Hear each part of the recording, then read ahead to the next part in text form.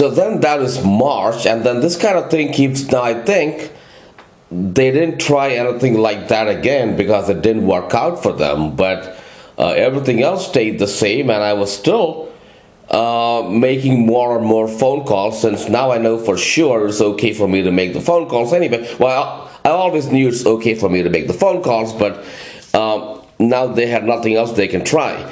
So this kept going on until May, and actually in April, late April and early May, my heart condition became a lot worse, and I called my primary care, Dr. McCarthy, and made the appointment to see him the next day. But what happened is he, with some pre-arrangement, he went ahead and called this Atia, and Atia called somebody at the Maryland Department of Health and the Department of Health and Mental Hygiene. I think they call it like DHMH, whatever. So anyway, so that's the department that runs the Medicaid program, and once again, someone at some higher levels, what they did is that person used the system, and that person completely disenrolled me from the Medicaid program. Right. So I called on May 5. I had the appointment for, well, actually, when I called the doctor, Dr. McCarthy's office, they used caller ID, and on May 5, they actually gave me a message saying the office was closed. And since it's just right next to my house, I went there, and the office was wide open, and there's no problem there. And I made the appointment for May 6th. And the morning of the May 6th, they called me to let me know that my insurance was not active. But actually it was not active because somebody in state government had actually knocked me out of the system, right? So, and actually, I actually went to the social services office, and they're also agents of state government, but they had no problem. They let me know they're the ones who actually used the words, you were knocked out of the system, and we don't know why. And we don't know how it happened. So anyway, so they reinstated me, and there was no problem there. But with this MedStar group, they took a while to reinstate the thing back. So, and then after that, a few weeks later, and actually what they had done is they knocked me out retroactively all the way to like March 31 to make it look real. But actually what they had done is they had knocked me out on that day itself when I made the appointment to see the doctor. And I made the appointment to see the doctor because the heart condition became worse. And then just a few weeks later, I was able to get an echo test done, and I was able to just have it done as a lab test. And they didn't have much time to mess with those results, and when I got that echo test, it actually showed all the heart problems, and it actually showed how the earlier test was a fraud. The earlier test, the earlier echo test I had in January, it had much of the same problems that were there in June, and at that time this Inova group lied. I mean, this MedStar group lied up and down the report. But also the other interesting fact that showed up is one of the measurements of the heart which is looked at is the left atrium. Now, even though it was within the normal range in the June test, what it showed is it was rapidly getting larger since January. Right. So, if it gets large at that rate, it just goes off the charts really quick. So, and that's how that measurement is looked at. See, it's not just, had the left atrium size been a little bit larger than normal, but it was stable, that would have been okay. But in my case, it had a huge increase.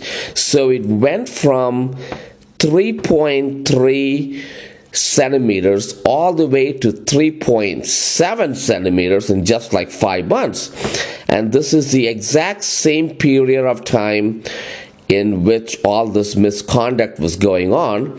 And all these people, they're actually state agents. That's the Montgomery County Police, the Montgomery County government, the Montgomery County State's Attorney's Office, the MedStar contractor, the Maryland Health Department higher-ups.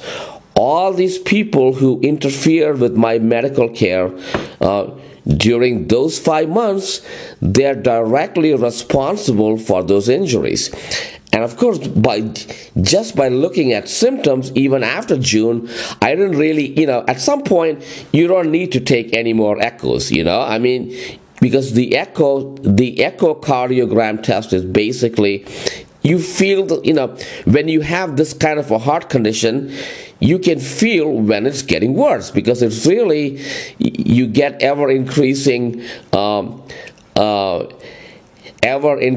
suffering and disability. So as that increases, you don't need a test to see that it's actually getting worse. But, I haven't had the test since June, but obviously the symptoms have gotten much worse, and obviously it's much worse since then. And I'd be willing to bet that left atrium is way off the charts by now. Right. So, and then I get sent to a different cardiologist who was supposed to interpret this test and give treatment, so forth. And that cardiologist was Dr. Asmir Saeed, and he practices in the Washington Hospital Center campus. Okay. And so when I went to him, when I went there, I actually walked out of the parking garage, and it's only less than 50 feet. And when I sat inside the waiting room, the doctor kept coming out and looking at me, because you know why? Because it was a hot summer day, and my heart wasn't doing good, and I was looking bad. So he didn't want to take me while I was looking bad, because he didn't want to write it up that I was in bad shape, just by walking 50 feet or whatever. and then, so he finally saw me, but then when I got the medical records he released, it doesn't show his name. It actually shows that I was seen by, he has a medical assistant who actually sits as a receptionist.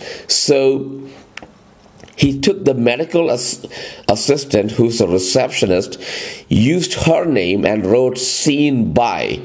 And then next to her name, he puts the initials NP, trying to say that she's a nurse practitioner. Now, not only did this person not see me, but this person is just a medical assistant, and this person is not a nurse practitioner. And also, I was supposed to be seen by a cardiologist anyway, and so it's like it makes no sense to be referred to from a general practitioner to a nurse practitioner. A general practitioner would refer you higher up, which is to a cardiologist. Okay, so, but they went so far as to make it up. So the doctor just didn't want to put anything in writing, and that's the same old thing where it's very simple. Everything comes out very easily on the basic physical exam, right? You do the basic low-cost physical, and the doctor writes up what's going on, and it all shows up. So the doctor did not want to do that. Okay, so then, moving beyond that, then months later, I start to make the recordings right in the. Until then, I did not make any recordings in the doctor's office. So I started making recordings in the doctor's office, and then I have those recordings as well here.